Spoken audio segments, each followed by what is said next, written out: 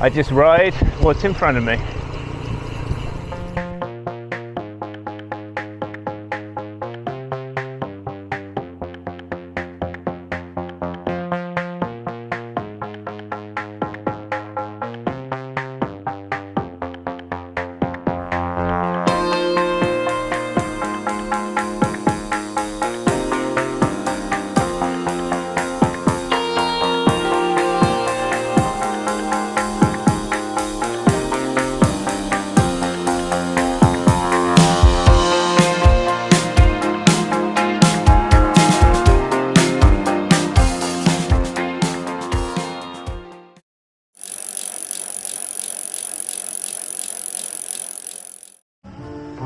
Okay, turns out there's another little town just before the final climb up, so there's about a 10k climb up to where I'm supposed to be staying and being fed.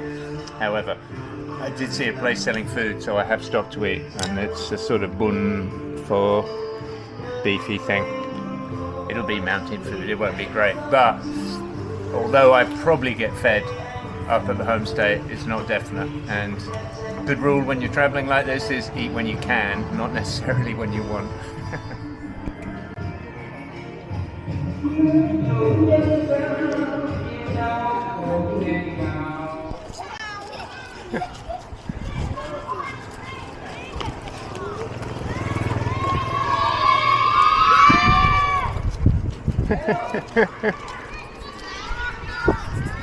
You said Viets weren't friendly, super friendly. That bun for whatever it was superb. I really wasn't expecting that. Could have eaten the second bowl. Anyway, the climb begins. I've lost a bit of salt, as you can see. I don't know if that shows up, but it's not so hot now, definitely. It's now 4 o'clock. Yeah, it's still 32, 33, but the sun's in, and ooh, it feels very different. Just missed my turn. Up here. Road conditions are dreadful. Well, there's sort of good bits. There's bits they have repaired. There's bad bits. And there's bad bits they're sort of repairing in a rather ramshackle way. There's trucks. I'm going to have to breathe in for a moment.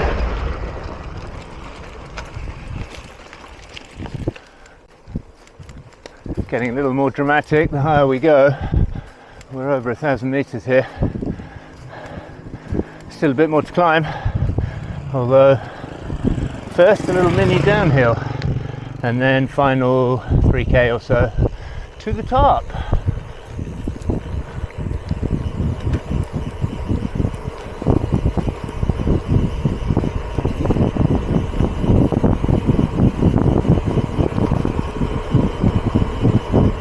Okay, made it to the top of the climb.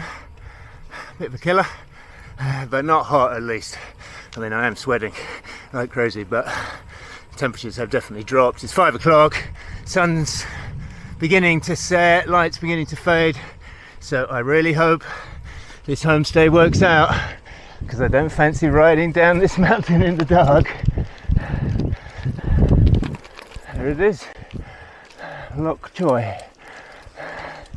Now, we've got to see how my negotiating skills are. Hey doggy.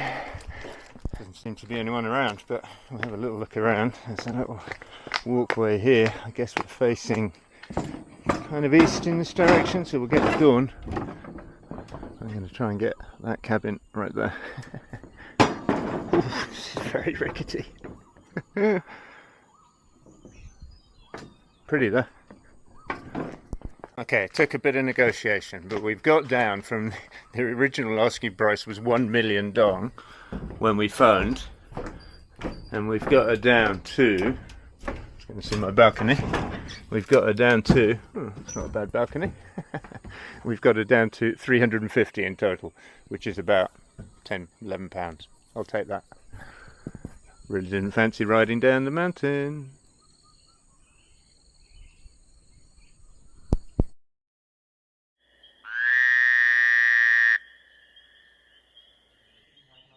Lockjoy, this is the place I'm staying. It's morning, sun's up. Some people are getting coffee at least, so I'll try my luck. This is where the dog likes to sleep. What are you doing in there? In the fire pit. This is my room. Ciao.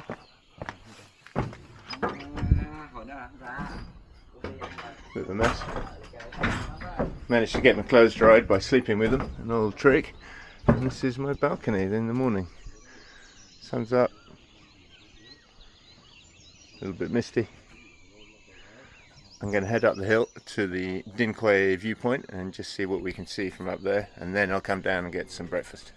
Sun's coming up. Cockerels are up. Okay, plan for today, back down, get some breakfast, get some coffee, and then we're going to ride to some wonderfully named towns. Ta-da! No, that's the name of the town. Ta-da and Dang. And then hopefully we can cut through back onto the Ho Chi Minh Trail and back to Da Nang. Okay, coffee has arrived in a classical Vietnamese fin, P-H-I-N, fin. This is this metal thing. So you put the grounds in and the water, and it literally drips through one drop at a time. And by the time it's dripped through, it's no longer hot. So it's a lot better to have it with ice. In the bottom is condensed milk. That's a very Vietnamese thing, so it's good because it's sweet and I need that extra sugar energy. Real gravel.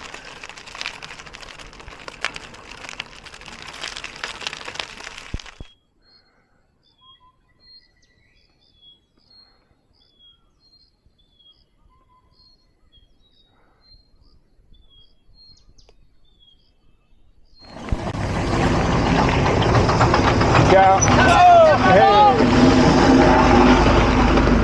Workers are out already. Xin chào. Always friendly. As we say, I don't think they've ever seen a foreign cyclist up here, let alone a Viet one. And they're improving the road, so that's a good thing. This is very loose gravel, and there's a car coming. Breathe in.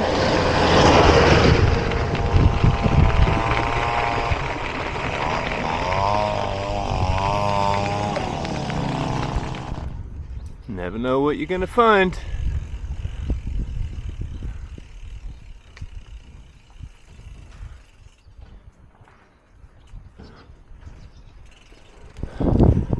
Okay, we're just outside Ta-Da, just past that US military chopper, and I saw this marked on the map, Lang Chuyen Tong Kotu. So it's a sort of Kotu village, but I fear it's very much just for the tourists. But we get to see the Kotu huts. I'm assuming those are genuine and made by Kotu, but nobody living here. I like these totem poles as well.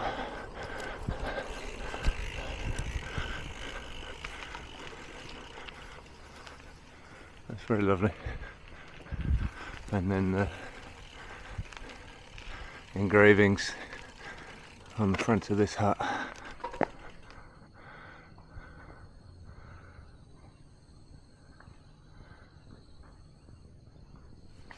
Another one of these Kotu graves. This one's quite ornate. It's not a bad send-off. I've seen this spider, definitely. I've seen some engravings of spiders around, and turtles and birds, but definitely spiders. And there were a lot of spiders where I was staying last night. Out of the fake Kotu village, straight into a nasty climb. So I'm on another road that no cyclist has done on Strava, which means it made it hard to plot on Strava. Strava refuses to accept there's a way through. but Google Maps does. So I'm going with Google Maps.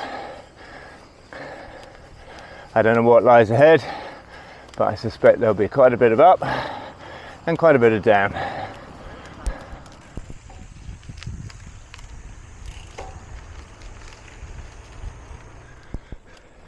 think you can just about make out the multicolours on my computer showing the gradients of the upcoming climb. Gonna be a steep one. Get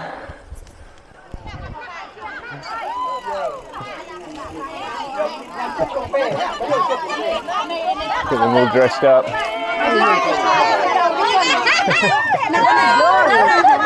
Okay, this is the real Kotu village. Kiran. Yeah. Okay. Very warm welcome. Yeah, definitely not a fake Kotu village.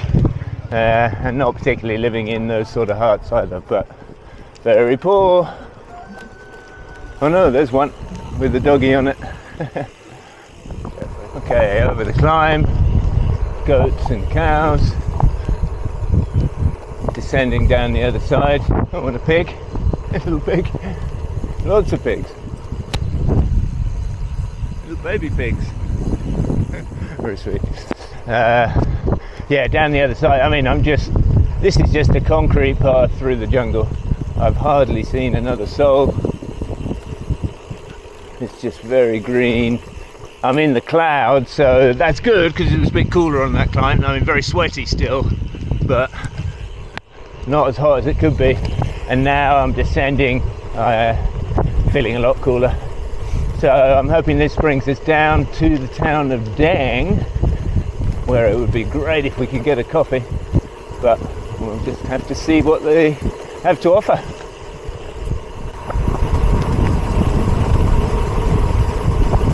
Descending down and down and down.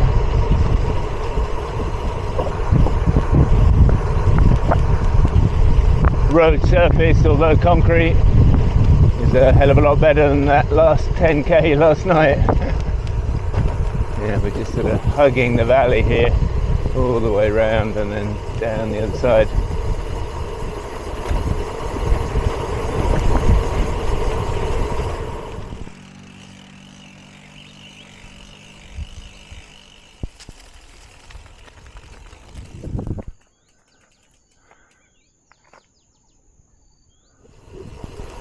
Okay, we're down to the lake, big lake, massive dammed reservoir basically. Now I'm not overly confident we're going to get through this way. I checked on maps.me and that wouldn't route me through here. I think the sticking point could be the bridge over the lake in a minute or two.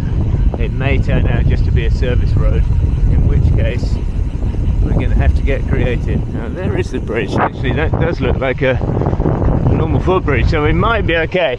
I really don't want to have to backtrack 50k. Another very precise sign. 7.46% descent. I think I can deal with 7.46. Okay, here's the bridge. To me, that looks pretty open. It's not the final stumbling block, but it's a major one, because I certainly don't fancy carrying on up there. Yeah, it's open. Excelente. Over.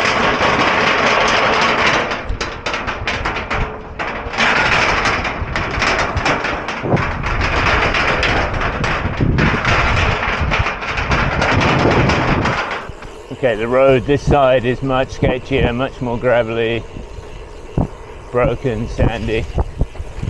Not sure I'd want to do this on a road bike. Now, when I look on the map, there is a section, a small section, where the road stops and then restarts.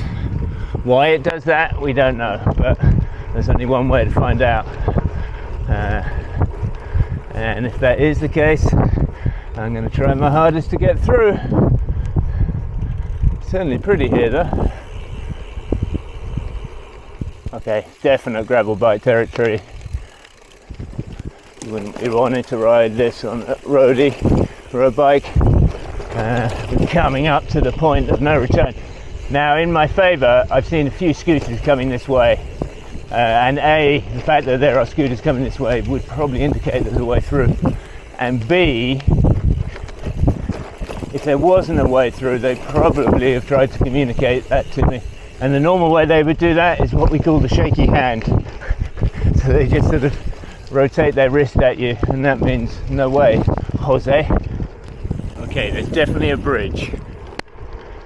There is a way through. The question is, am I allowed over it? I am genuinely nervous. I mean, it's not just 50k back, it's then all the way around. It's like an 80 to 100k detour. Which means basically either a very long day in the saddle or having to spend another night out. Anyway, all will be revealed in the next few seconds. And I would say it's looking... Don't want to jump the gun. Oh, thank the Lord. It's open. Dog chase. See me on my way. Wow, look at that.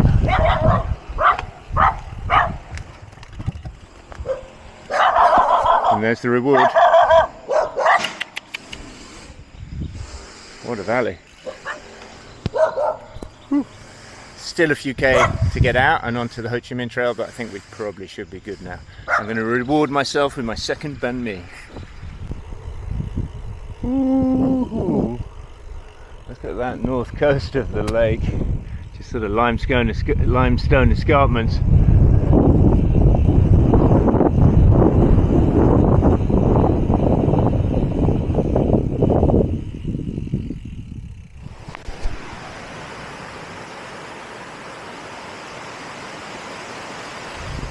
Okay, we made it out. We made it through, back onto the Ho Chi Minh Trail. Had a drink, had a bite to eat. And almost immediately, we're off the Ho Chi Minh Trail and taking a different road back towards Da Nang. So we were up here on the Tet Special, that big 200k ride I did a few weeks ago. But on that occasion, we went to the right there to Tan Mi, another big climb and another 20k. This is the more direct way home. Still another 90 kilometers, but relatively easy. And it's still cloudy out. There was a little bit of drizzle earlier, but after yesterday's heat, I'll take that 10-degree cooler weather. We're back into the green, into the jungle. Well, not that we ever really left it, but I have ridden this road a couple of times. In my memory, it was very badly surfaced, so I think some work has been done, because this looks pretty good. All fairly new asphalt.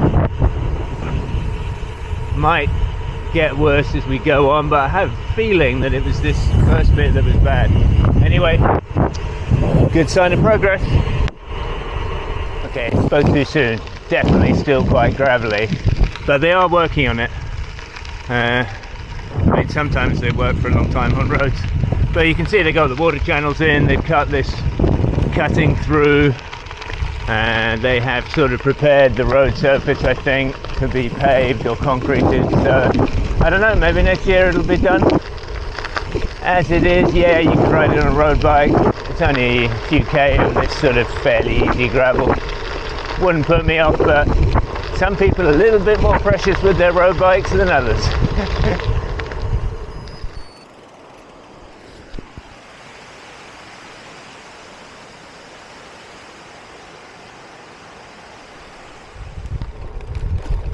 Basically, they're rebuilding the whole road. Major project. I've seen sort of cuttings being cut through little hillocks, water drainage channels being built, new bridges, everything being prepared for repaving. So if you're a roadie, keep well away from this road. If you're on a gravel bike though, absolutely loving it. Going past the prison. Now I have ridden past the prison before, and in the fields down here there's been prisoners working, sort of cheering and shouting at me, so I kind of waved back, and wearing like striped outfits as if they were extras from a Coen Brothers movie. Not out there today though, unfortunately. Okay, time for some grub, time for another drink. We've still got 60k to go, but we've done the rough stuff, we've done the hilly stuff, so should be home in a couple of hours or so. But there's a town coming up ahead and I'll have a little break there.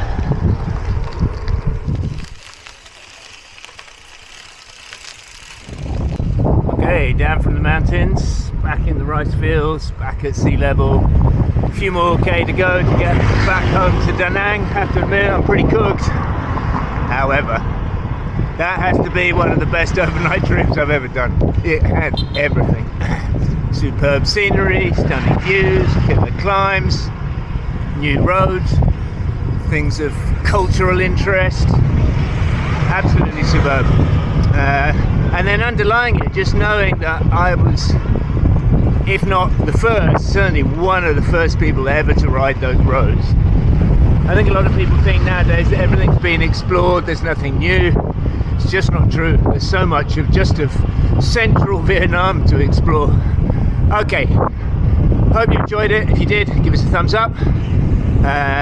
Subscribe if you haven't. Tell your friends, share the videos. Would really appreciate that. And that's my last video in Vietnam. Where will I be next? You have to tune in next week on today's ride.